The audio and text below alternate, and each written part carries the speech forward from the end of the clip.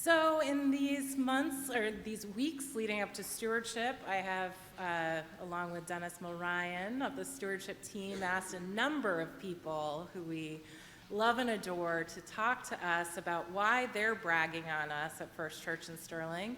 In your bulletins, it says that that's E, Lees, and Groney today, and they totally freaked out when I said that because it is not E today at all. It is Craig Leader.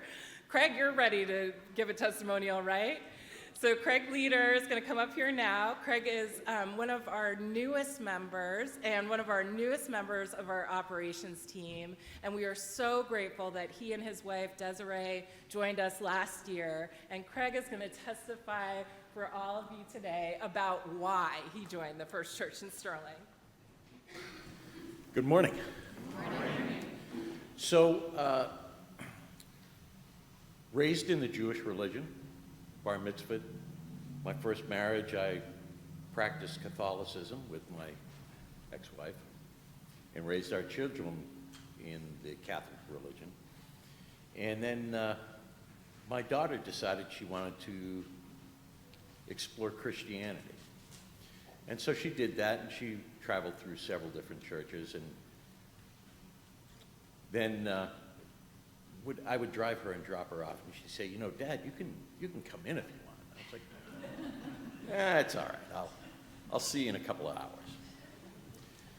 And I don't know, probably after a year of her every week saying, "You can come in if you want," I decided to go in, and I really, my belief in God had become more spiritual than anything, and connected to a certain religion or aspect of religion really wasn't that important. And so I found this nice little Christian church, about 125, 130 members.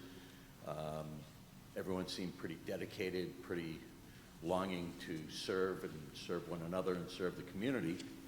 And so I stuck around. And then I met my wife, Desiree, who is a Christian and has been one since she recovered from Catholicism. And that's a Jewish joke. And we kept going to that church for about 9 years. And again, when we started, it was about 130 members. By the time we decided it was time for us to move on, there were 12 people attending on a weekly basis, and we were having the service in someone's front yard in Princeton. And the mission of the church never changed. The leadership committee of the church never changed, although 8 out of the 10 people on the leadership committee didn't come to church anymore, but yet they were still on the leadership committee. And so, and we had committed ourselves to service of that church and the people of that church, and we were humbled to be given the KP duty for every event. And we decided it was time for us to move on. And when we did that, our pastor never spoke to us again. And we thought that was kind of odd, because for the past 10 years, we had been so involved and he had asked us to be of service so often. We looked around. We went to a lot of churches in Sterling, West Boylston, Princeton, and nothing seemed to click. Now, between the two of us, we have 6 children, and we are a household of rainbow coalition. We have transgender, we have gay, we have lesbian, and we love them all. And life doesn't seem as though it would be right if they weren't living the lives of who they are. And we absolutely celebrate the fact that they are able to live that life. And we celebrate the fact that we're able to belong to a community that doesn't just say love God and love others, but lives love God and love others. Amen. And So we came here, and we left, and I said to Des when we left, I said, you know, I think we might have found something. And she said, oh, okay, you know, and I think that she was kind of masking her excitement a little bit.